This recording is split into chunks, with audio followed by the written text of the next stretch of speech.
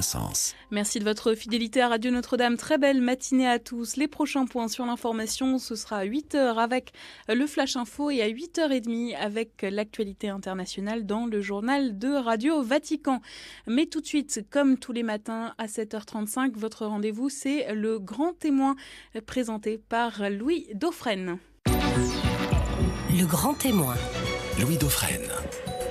Et bien sûr, alors qu'une opération policière se poursuit en ce moment même à Saint-Denis, un assaut qui est monté contre des islamistes présumés. Ça se passe tout près de la basilique Saint-Denis, au cœur même, si je puis dire, du symbole de la France. Eh bien, nous, notre campagne, si on peut dire, continue, ou du moins notre regard sur la campagne électorale, les événements, et puis la façon dont on peut interpréter ce qui se passe aujourd'hui avec ces attentats, la réponse à y donner. Un certain nombre d'interlocuteurs se sont déjà exprimés sur le sujet sur notre antenne. Et on continue donc, ce sera le cas toute la semaine, et puis sans doute une partie de la semaine prochaine. Ce matin, c'est François Asselineau qui est candidat en Ile-de-France pour l'Union populaire républicaine, qui veut faire sortir la France des traités européens. Est-ce encore d'ailleurs d'actualité ? Est-ce plus que jamais d'actualité ? On va lui poser la question. François Asselineau, bonjour. Bonjour. Est-ce que la campagne continue d'abord ? Écoutez, nous essayons de faire en sorte que la campagne continue. Pourquoi ? Parce que nous avons des élections nationales qui vont avoir lieu le dimanche 6 décembre. Elles sont maintenues aujourd'hui. C'est-à-dire en moins de 3 semaines. Voilà. Alors, nous nous trouvons face à une situation que je n'hésite pas à qualifier de scandaleuse. Pourquoi ? Parce que le gouvernement a décidé de maintenir les élections à leur date prévue, mais dans le même moment, il a décidé d'instaurer l'état d'urgence et il y a à travers la France des arrêtés préfectoraux qui interdisent les réunions électorales. Par exemple, c'était le cas hier, j'avais une réunion à la mairie de Bondy on nous a signifié que nous ne pouvions plus la tenir. Seine-Saint-Denis. En Seine-Saint-Denis. Et puis, par ailleurs, on nous fait savoir dans les grands médias que les émissions auxquelles je devais participer ont été annulées. C'était le cas sur France 3. J'avais 3 maigres minutes qui m'étaient accordées, qui ont été supprimées. Je devais parler également sur iTélé, participer à un débat avec Madame Audrey Pulvar ce soir même. Ça a été annulé. On se trouve donc dans une situation où, prétendument par, je ne sais pas pourquoi, d'ailleurs par respect pour les victimes, on ne devrait plus faire campagne. Mais en revanche, les grands partis politiques, eux, continuent à faire campagne, mais d'une autre façon. Madame Le Pen était encore hier sur TF1 et battait les estrades, et où vous avez les Républicains, le Parti Socialiste ou le Front National qui, eux, peuvent s'exprimer sur les événements en cours, ce qui revient à faire campagne sans le dire. Donc il n'y a pas de temps de campagne, en fait, aujourd'hui. Voilà, donc en fait, on se trouve dans une situation, si on apprenait que ça se passait ainsi en Russie ou en Chine, que n'entendrait-on pas ? On se trouve dans une situation où des partis politiques d'opposition comme le nôtre, nous pensons être même le seul vrai parti d'opposition, eh bien, sont tout simplement interdits d'antenne et interdits de réunions publiques. Vous seriez pour reporter, François Asselineau, vous seriez pour reporter les élections, estimant que ce n'est pas le bon moment aujourd'hui Écoutez, il y a deux choses l'une. Soit on maintient les élections et à ce moment-là, il faut maintenir la campagne électorale, bien entendu. Soit on considère que les événements perturbent tellement l'opinion publique qu'à ce moment-là, il faut reporter les élections. Est-ce que c'est le cas, à votre avis ? Est-ce que les événements perturbent l'opinion publique ? Écoutez, les événements, ils sont aussi ce que l'on en fait. Bien entendu, comme tout le monde, j'ai été extrêmement bouleversé par ce qui s'est passé, d'autant plus que j'habite à quelques centaines de mètres des lieux où ça s'est passé. J'habite dans le 11e arrondissement et que je connais une personne qui est décédée. Donc, bien entendu, nous devons un immense respect aux victimes, beaucoup de compassion d'ailleurs aux parents, aux frères, aux sœurs, aux enfants et aux proches des victimes. Cela étant, un État ne se gouverne pas par l'émotion. Et si on supprime une campagne électorale, ça revient d'une certaine façon à concéder une victoire à ceux qui veulent tuer la démocratie en France. Et ceux qui veulent tuer la démocratie en France, excusez-moi de le dire, ce ne sont pas uniquement les terroristes. Ce sont aussi ceux qui utilisent les événements dramatiques pour vouloir au forceps imposer un état d'urgence ou vouloir au forceps modifier la Constitution. Ça ne se justifie pas l'état d'urgence aujourd'hui. Écoutez, la dernière fois que l'état d'urgence a été proclamé en France, c'était en 2005, sous Jacques Chirac, au moment des émeutes de banlieue. Et il y avait eu à l'époque un état d'urgence qui avait été décidé dans 25 départements. Là, on a eu une décision qui a été prise à la hâte sur l'ensemble du département sur l'ensemble de la République française, pour 12 jours, et maintenant on nous fait savoir, le président de la République nous fait savoir qu'il l'entend proclamer pour 3 mois. Mais pour 3 mois, et pourquoi pas pour 6 mois, et pourquoi pas pour 3 ans également. Ça n'est pas uniquement moi qui le dis, c'est que maintenant un certain nombre de personnes commencent à se rendre compte des événements. Le syndicat de la magistrature, qui est classé à gauche, mais paraît-il que M. Hollande est de gauche, le syndicat de la magistrature a publié un communiqué extrêmement sévère pour dire qu'il tirait la sonnette d'alarme sur le respect des libertés publiques. D'ailleurs, je signale que c'est pas la première fois qu'il y a des attentats en France. Il y en a eu au 7 janvier dernier. Bon, à chaque fois qu'il y a des attentats, il y a des mesures qui sont restrictives des libertés publiques. Quel est le résultat ? Le résultat, c'est que nous avons d'autres attentats. D'ailleurs, M. Valls, le Premier ministre lui-même, a indiqué avant-hier qu'il fallait s'attendre à de nouveaux attentats. Et d'ailleurs, vous avez peut-être vu cette affaire quand même incroyable, c'est que le 14 novembre, c'est-à-dire donc le lendemain des attentats, il y a un arrêté ministériel qui a été pris et qui prévoit que le sulfate d'atropine, qui est un antidote au gaz sarin, va être diffusé largement produit par la pharmacie des armées. C'est-à-dire, et dans les considérants de cet arrêté, on apprend au passage que, compte tenu du sommet de COP21, où il va y avoir un certain nombre de chefs d'État en France, eh bien, il faut prendre des précautions parce qu'il y a des risques d'attentats. Des risques d'attentats avec des neurotoxiques, c'est-à-dire en fait le gaz sarin qui est visé, et qu'on peut craindre un nombre très important de victimes. Rappelez-vous ce qui s'est passé, les attentats à Tokyo, ou bien les tirs de gaz sarin. Oui, ou le gaz sarin qui a été utilisé en 2013 en Syrie. En d'autres termes, nous avons des responsables politiques qui, froidement, envisagent que les attentats non seulement vont continuer, mais peuvent éventuellement se développer et faire des massacres de masse. Où va-t-on si, en plus de ça, on n'a même pas le droit d'en débattre ? Donc pour vous, il y a une restriction des libertés publiques avec une arrière-pensée politique, Écoutez, pas seulement sécuritaire. C'est ça, c'est ce que, si je résume, c'est un peu ce que vous voulez dire. Écoutez, il n'est pas normal, je pèse mes mots, des attentats horribles se produisent le vendredi 13 novembre. Le 16 novembre, c'est-à-dire 3 jours après, le président de la République réunit le Congrès à Versailles et propose une modification de la Constitution. N'importe quelle personne qui a le sens des responsabilités, n'importe quelle personne sait que la loi fondamentale, ça ne se change pas comme ça sous le coup de l'émotion. La Constitution de la République, c'est quelque chose d'extrêmement grave. C'est notre loi commune. C'est quelque chose qui doit être modifié avec sérénité, en y réfléchissant longtemps à l'avance, etc., en pesant le pour et le contre. Maintenant, on a l'impression que sous le coup de l'émotion, on est en train de restreindre de nouveau les libertés publiques. Et encore une fois, j'insiste sur le fait que à chaque attentat, il y a des mesures restrictives des libertés et que ceci, à l'évidence, ne suffit pas à contrecarrer la montée de ces attentes sur les causes desquelles il faudra bien un jour que l'on commence à s'interroger. Après les attentats de Paris, donc, pas question pour vous, pour autant, de suspendre la campagne électorale pour les régionales. C'est ce que vous nous dites, François Asselineau. Cela reviendrait à concéder une victoire à tous ceux qui veulent asservir la France. Si on résume votre pensée, Marion Duchesne repart de là pour faire votre portrait. François Asselineau, notre grande ce matin. La France, François Asselineau en a toujours eu une certaine idée. C'est en 1999 qu'il s'engage en politique. Il adhère alors au Rassemblement pour la France, espérant y trouver un renouveau du gaullisme. Fils d'ingénieur, né en 1957 à Paris, François Asselineau se définit comme un haut fonctionnaire au pédigré impeccable. HEC, sa coopération à l'ambassade de Tokyo. L'ENA, il sort 2e de la promotion Léonard de Vinci et débute sa carrière à l'Inspection générale des finances. Le mot d'ordre de François Asselineau, le pragmatisme. « J'aime bien comprendre ce que je fais », répète celui qui a enchaîné les postes. Conseiller pour les affaires internationales en 1993, directeur du cabinet de Françoise de Panafieux en 1995, chargé de mission auprès du ministre des Affaires étrangères, François Asselineau rencontre le pape Jean-Paul II, Nelson Mandela ou encore Jiang Zemin. En 1999, il se rapproche de Charles Pasqua et proteste contre la ratification sans référendum du traité d'Amsterdam.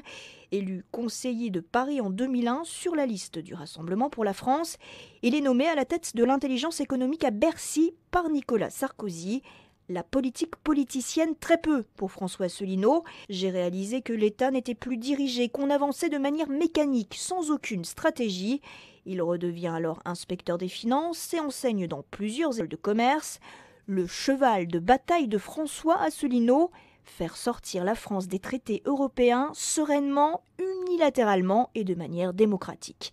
Il s'agit aussi de se démarquer des États-Unis. Le 9 mai dernier, le président de l'UPR a d'ailleurs effectué, à l'invitation de la Russie, une visite officielle de plusieurs jours en Crimée. Et François Asselineau de conclure dans un communiqué « Aucun officiel français n'a eu la décence et le courage de braver les interdits scandaleux de la pensée euro-atlantiste. » Est-ce qu'il n'y a pas une évolution sur ce point, justement, avec le virage stratégique de François Hollande qui, aujourd'hui, se rapproche de la Russie, non, François Asselineau? C'est surtout la première personne que j'ai vue se rapprocher de la Russie. C'est le groupe de parlementaires, essentiellement des Républicains, Thierry Mariani, Jacques Millard, etc., qui sont allés quelques mois après que moi-même je sois allé avec une délégation de l'UPR en Crimée. Et puis, vous avez vu que M. Sarkozy s'est rendu à son tour en Russie. Et puis maintenant, on voit que François Hollande... Bon, tout ça, ça veut dire quoi? Ça veut dire que nous sommes dirigés par des gens qui sont complètement inconséquents et qui n'ont pas la vision stratégique nécessaire. Je suis désolé de le dire, mais lorsque je suis allé en Crimée, eh bien, nous avons ouvert la voie à d'autres qui maintenant nous suivent. Le problème, c'est que nous sommes dirigés par des gens qui n'ont, encore une fois, pas la vision stratégique et qui se plient aux diktats venus d'outre-Atlantique. Ceci doit être relié à ce qu'on disait à l'instant sur ces attentats. Parce que c'est très gentil de protester contre les attentats et de protester contre les gens qui les commettent. Nous regrettons une fois encore que les auteurs de ces abominations soient tous morts. Il y en a un qui, paraît-il, est en cavale. Il faut espérer. Nous avons publié un communiqué immédiatement en demandant de tout faire pour arrêter vivant ces personnes, pour qu'on ne puisse remonter les filières, savoir qui sont les commanditaires au bout du compte de ces questions. Bon. Ce n'est pas Daesh. Mais Daesh, c'est ce que l'on dit. Mais qui est derrière Daesh? Qui finance l'État islamique? Il y a quand même trois grandes puissances dans la région qui sont la Turquie, l'Arabie saoudite et le Qatar. Le Qatar n'est pas une grande puissance, mais il est une grande puissance financière. Ces États, c'est un secret maintenant de Polichinelle que de savoir que derrière ce prétendu État islamique, il y a ces puissances qui sont là. Pourquoi? Eh bien, l'État islamique, vous savez, c'est assez facile de le pousser dans ses derniers retranchements. Il suffit de lui couper son approvisionnement en armement, en munitions et en argent. Or, actuellement, ces assassins qui s'appellent État islamique sont enclavés entre la Turquie, l'Arabie saoudite et l'Irak. Ils ne s'attaquent en fait qu'à l'Irak et à la Syrie. Je n'ai pas vu, moi, d'attentat de Daesh en Arabie saoudite. D'ailleurs, je ne vous l'avez pas remarqué, ça. Je n'ai pas vu d'attentat de Daesh non plus au Qatar. On sait que leurs ressources financières viennent de l'exportation de pétrole, qui sont acheminés par la Turquie, et également d'antiquités pillées dans les musées, qui sont vendues à des riches occidentaux. C'est pas moi qui le dis, c'est l'UNESCO qui le dit. Donc, la première façon de lutter contre le terrorisme, c'est pas de s'attaquer aux dernières libertés publiques qu'il y a en France, c'est déjà de demander des comptes à l'Arabie saoudite, au Qatar et à la Turquie. Seulement, voilà, ce sont trois alliés des États-Unis d'Amérique. Bon. Et l'Arabie saoudite, le président de la République française est allé encore faire la cour au roi d'Arabie. Il y a quelques mois. Voilà. Donc nous, ce que nous disons, c'est qu'il faut déjà s'attaquer au mal à la racine. Le mal à la racine, c'est que le régime saoudien, qui est un régime de dictature féroce, dont on ne parle jamais, puisqu'elle est soutenue à bout de bras par les Américains, qui applique la charia, qui a une vision complètement folle du Coran, la vision wahhabite, et qui est derrière, vous avez les salafistes. Eh bien, c'est eux qui sont à l'origine de ces affaires-là. Nous avons affaire à des mouvements, à un mouvement assassin qui est financé par des alliés de l'Occident prétendument, et également qui est financé, c'est pas moi qui le dis, Vladimir Poutine l'a dit il y a quelques jours, par certains pays du G20. Et pourquoi, François Asselineau, ces pays-là ont-ils intérêt à poser des bombes chez nous? L'État islamique... Alors, écoutez... Moi, ce que j'observe, c'est ces commanditaires-là, j'entends. Oui, écoutez, il y a ce que l'on appelle la stratégie de la tension. On a connu ça dans les années 80 en Occident. Et quel est le résultat? À qui profitent ces crimes? Si vous voyez bien ce qui est en train de se passer, nous voyons progressivement des attaques contre la démocratie en France. Je soulignais à l'instant même que nous sommes dans une situation inconnue sous la République, c'est-à-dire des élections nationales qui se tiennent en état d'urgence et on interdit aux partis politiques de faire campagne, sauf le parti au pouvoir, plus les Républicains et le Front National, qui, eux, ont table ouverte dans les grands médias, parce que le Front National n'est pas un parti d'opposition. On le voit, il participe pleinement de cette politique qui consiste à jeter de l'huile sur le feu, sur le choc des civilisations. C'est exactement ce que veulent les Américains. Rappelons-nous ce qui s'est passé avec les attentats, vous savez, les attentats du réseau Gladio dans les années 80, l'attentat de la gare de Bologne. Rappelons-nous également ce qui s'est passé aux États-Unis. Je ne dis pas que c'est nécessairement ce qui vient de se passer, mais il faut quand même que les auditeurs le sachent. Je les renvoie, s'ils ne me croient pas, au journal Le Monde. C'est pas un journal complotiste, le journal Le Monde. Le journal Le Monde du 21 juillet 2014. Vous voyez que c'est pas très ancien. Eh bien, le journal Le Monde avait révélé une étude qui a été faite aux États-Unis par l'organisation non gouvernementale Human Rights Watch, c'est-à-dire Observatoire des droits de l'homme.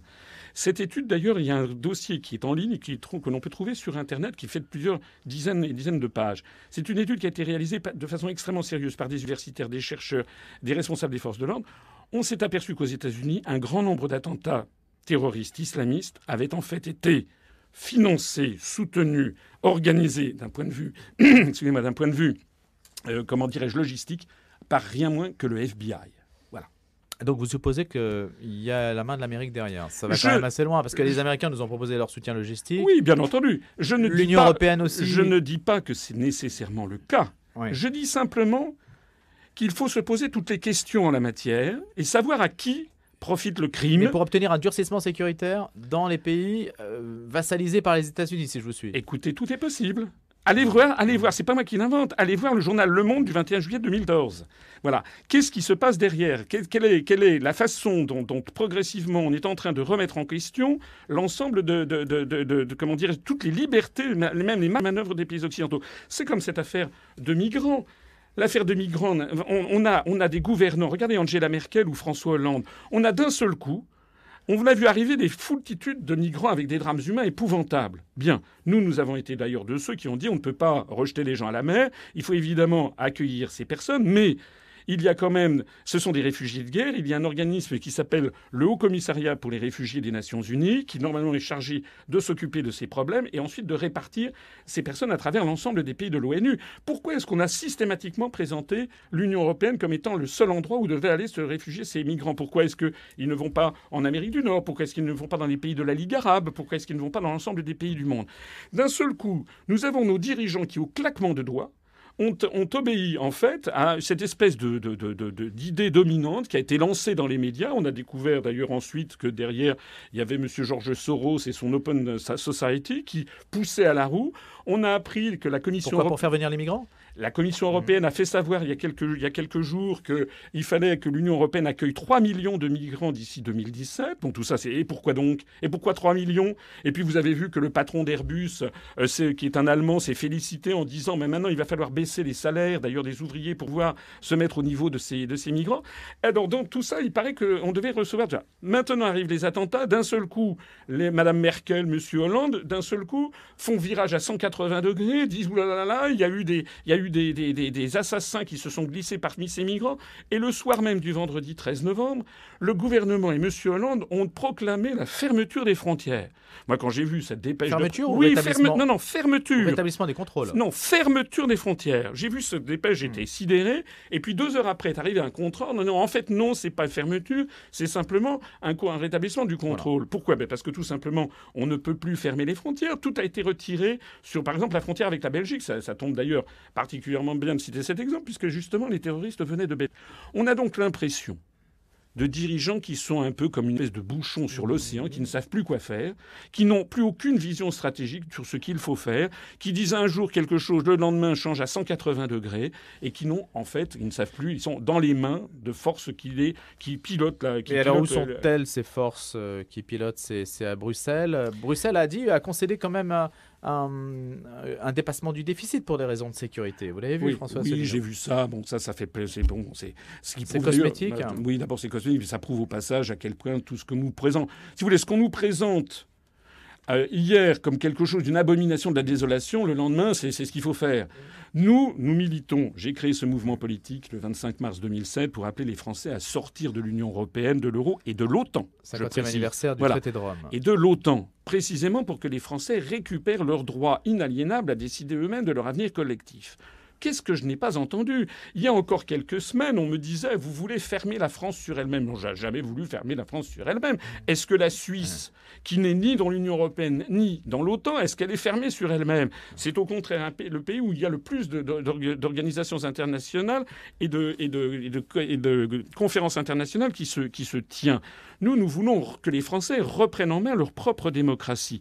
On nous avait dit, moi je voyais des gens qui me disaient « vous voulez fermer les frontières ?» Mais j'ai dit « non, on n'a jamais voulu fermer les frontières ». Sauf que les mêmes qui nous reprochaient ça, voici encore un mois, maintenant sont les premiers à prendre des mesures extrêmement coercitives. Ce qui prouve qu'il faut que les auditeurs comprennent bien qu'ils doivent raisonner par eux-mêmes. Ils ne doivent pas être le jeu des mots d'ordre, des slogans qu'ils entendent continuellement dans les grands médias du système. Est-ce qu'il y a des personnes dans la classe politique qui écoutent ce que vous dites, parce que vous dites moi je ne peux pas m'exprimer dans les médias ou très peu, on ne prend pas en compte le fait de pouvoir faire campagne alors que les autres font campagne librement. Est-ce que vous n'êtes pas isolé en fait, François Asselineau, dans ce système-là? Écoutez, je suis peut-être isolé des médias du système, je ne suis pas isolé des Français. Notre mouvement politique a dépassé hier les 9200 adhérents. Nous avons pour particularité, nous, de jouer carte sur table. Et près de 2000 candidats, vous allez avoir. 9200 adhérents, c'est quand même au moins 2 fois, sinon 3 fois plus que EELV, par exemple, ou 5 fois plus que le NPA de M. Besancenot. Nous sommes présents dans 13 régions à l'occasion des élections régionales, 12 régions en métropole, il n'y a qu'en Corse où nous ne sommes pas présents, et plus à l'île de la Réunion. Ça fait 13 régions. Nous présentons 1971 candidates et candidats. Excusez-moi, il y a pratiquement très très peu de partis politiques qui sont capables d'avoir une telle force de mobilisation. Dans un sondage récent TNS-Sofres, où nous avons été donnés à 2% au niveau national en intention de vote, ce qui, je me permets d'insister, est extrêmement remarquable, parce que qui connaît l'UPR en France? Peut-être 5% de la population, parce que plus de 90% des Français, comme on ne m'a jamais vu sur TF1, comme il n'est jamais question de moi, ni dans le Figaro, ni dans Le Monde. Et pourquoi justement? Eh bien, écoutez, pourquoi c'est à ces médias qu'il faut le demander. Si vous allez, je prends à témoin les auditeurs, s'ils vont, par exemple, voir l'Express ou le Point.fr, par exemple, qui vont voir les élections régionales, ils verront, ils constateront de leurs propres yeux, allez-y maintenant, aujourd'hui même, ils constateront de leurs propres yeux que l'UPR n'est mentionné nulle part. Alors pourquoi? Eh bien, moi, l'explication que je vous donne, c'est celle-ci. En 20 secondes et on se retrouve après 8 heures. L'explication, c'est que nous sommes le seul mouvement politique à rassembler les Français de droite, du centre et de gauche pour faire sortir la France calmement, sereinement, vous l'avez rappelé tout à l'heure, de l'Union européenne, de l'euro et de l'OTAN. Nous ne promettons pas une autre Europe parce que nous disons qu'une autre Europe est impossible. Le ministère de l'Intérieur vous a classé au centre. Oui, nous sommes classés en liste diverse, c'est-à-dire que nous ne sommes pas du tout de droite et encore moins d'extrême droite, comme certains voudraient le faire croire. François Asselineau avec nous jusqu'à 8h30. On va se retrouver après 8h. L'édito de Gérard Leclerc comme chaque matin, les infos Flora Cortès. Le grand témoin, 8h30.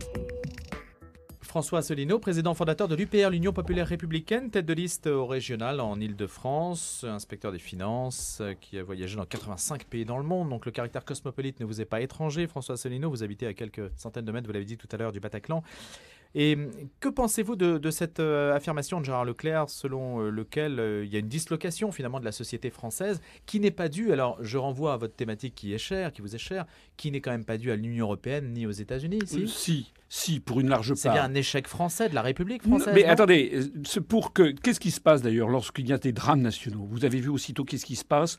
Le chef de l'État en appelle à l'union nationale.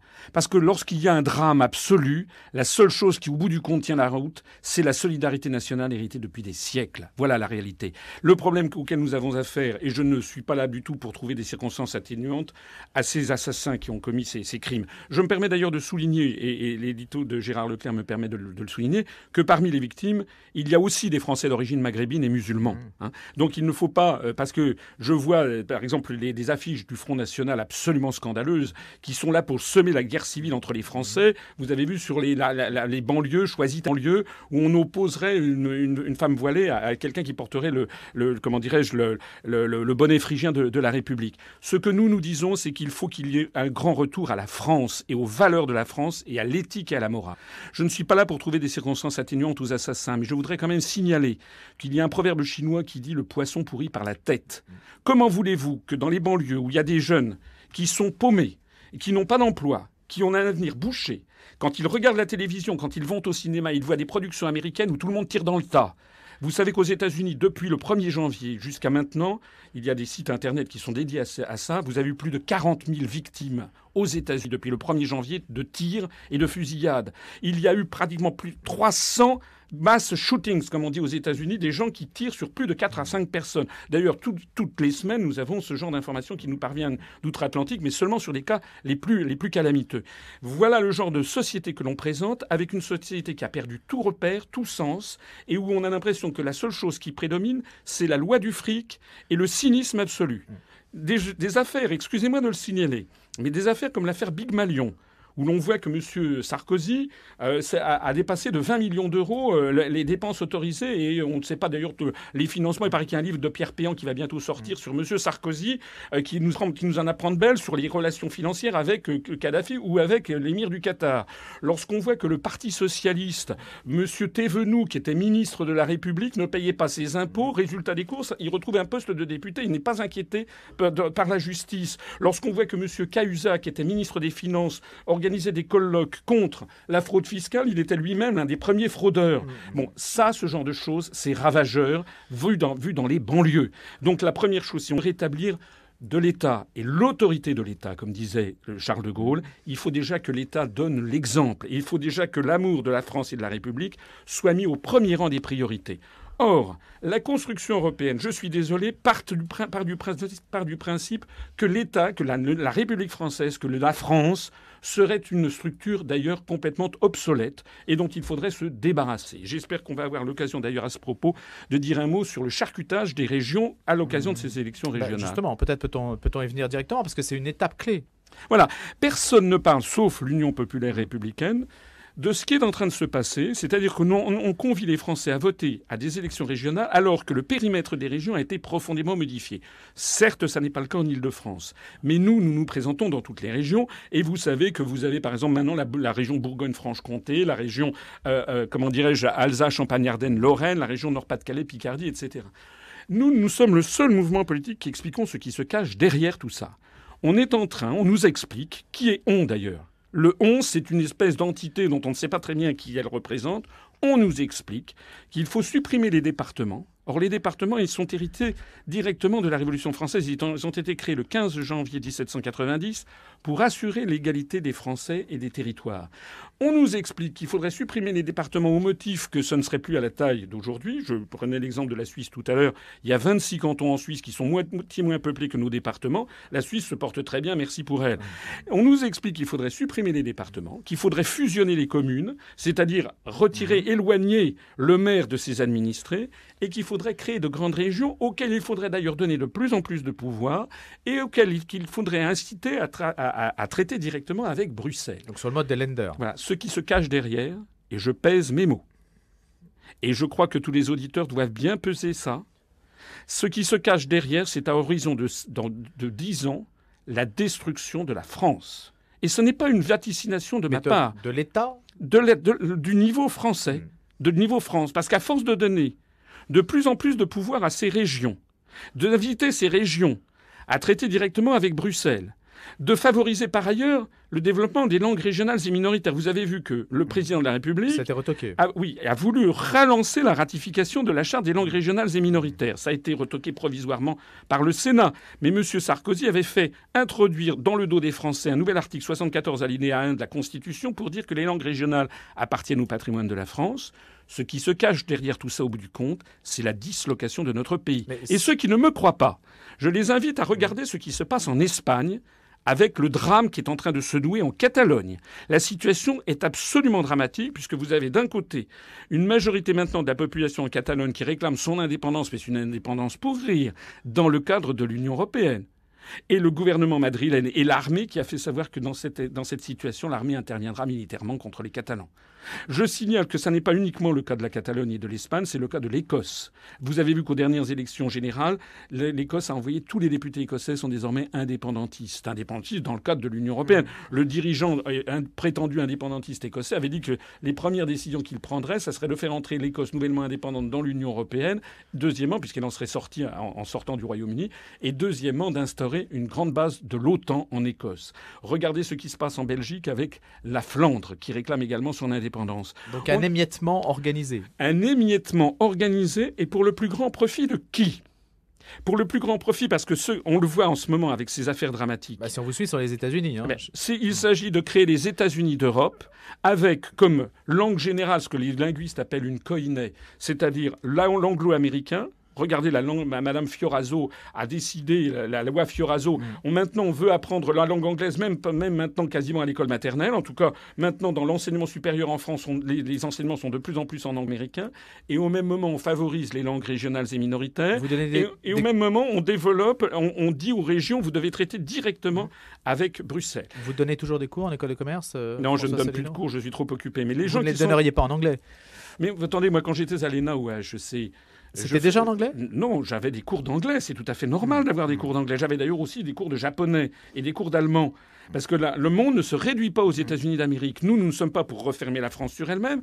Nous sommes pour la réouvrir sur le monde. Nous sommes en faveur de développer la connaissance par les Français du monde entier. Les États-Unis d'Amérique, c'est 4% de la population planétaire. Nous voulons apprendre, nous aimerions, par exemple, que de plus en plus de Français apprennent la langue chinoise, le japonais, le russe, le portugais, le Brésil, l'espagnol, l'hindi, etc. Ce sont des langues, parfois des langues rares, qui ne sont pas apprises. Nous sommes actuellement dans une procédure qui est en train de refermer la France sur un périmètre entièrement dominé par les États-Unis d'Amérique. Et ça n'est pas pour rien qu'au même moment, dans le dos des peuples, se négocie le traité transatlantique qui vise en réalité à détruire ce qui reste de démocratie dans les pays de l'Union européenne, à donner des pouvoirs énormes aux grandes entreprises industrielles, commerciales ou financières, le tout piloté depuis Washington. Mais ça en quoi les Américains, François Asselineau, en quoi les Américains ont-ils besoin de casser les États-nations européens qui leur sont déjà objectivement quand même, au moins d'un point de vue stratégique, soumis quand même? Ils leur sont déjà soumis, mais écoutez... Ils n'ont pas intérêt à trop les affaiblir non plus. Non, mais les anglo-saxons ont une stratégie qui s'appelle Divide and Conquer, c'est-à-dire diviser pour régner. Regardez l'action de Washington au Moyen-Orient, on y revient, depuis les attentats du 11 septembre.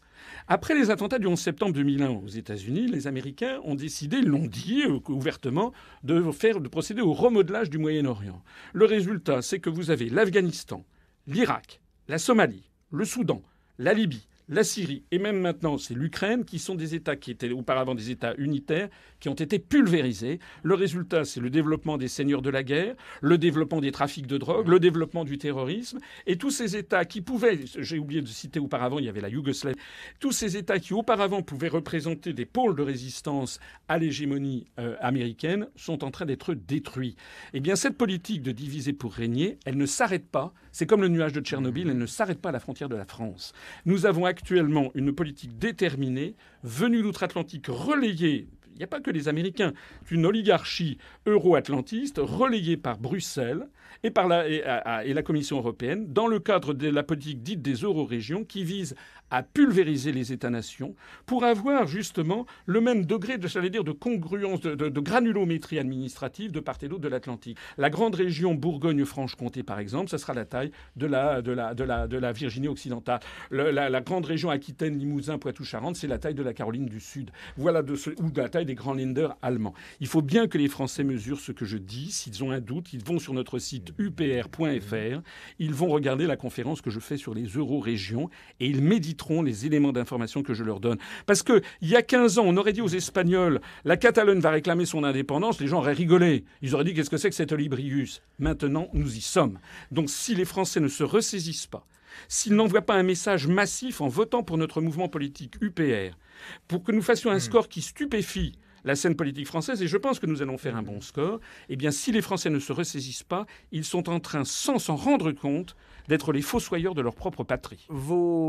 Internet a changé votre façon de faire, si on peut dire. Internet a été un propulseur inouï pour votre campagne. Oui, parce que de plus en plus maintenant de Français comprennent qu'on les balade dans les grands médias et donc ils vont chercher des informations alternatives. C'est vraiment un média média de contournement. Bien entendu. Des gens disent vous avez choisi. Non, on n'a rien choisi du tout. C'est comme hier, j'étais sur une radio communautaire et il y a eu un internaute qui a dit, un auditeur qui a dit vous allez que dans des radios communautaires. Et d'ailleurs, il vous a cité comme si c'était une tare.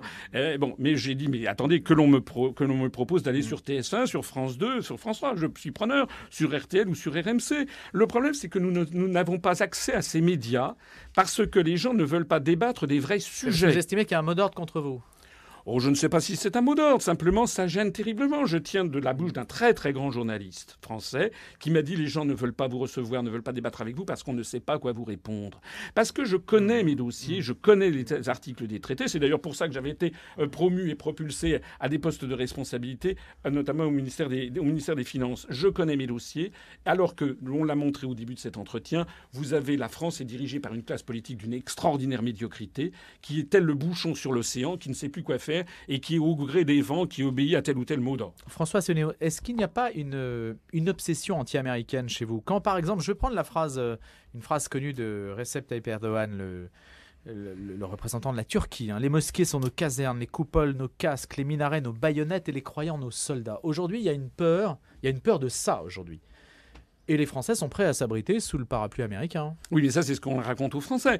Il n'y a pas une obsession anti-américaine. Je signale d'ailleurs que nous avons, parmi nos adhérents, on a plus de 6% de nos adhérents qui sont des Français expatriés. On a d'ailleurs 26 ou 27 de nos adhérents qui travaillent aux États-Unis, qui sont des jeunes, qui sont les premiers à mesurer la réalité et la pertinence de nos analyses. Pour vous, l'ennemi public numéro 1, il est quand même outre-Atlantique. Non, vous avez aux États-Unis beaucoup d'Américains eux-mêmes. Allez lire Noam Chomsky, allez voir William Boom, regardez Paul Craig Roberts. Vous avez beaucoup d'Américains eux-mêmes qui tirent la sonnette d'alarme sur les dérives de leurs propres dirigeants.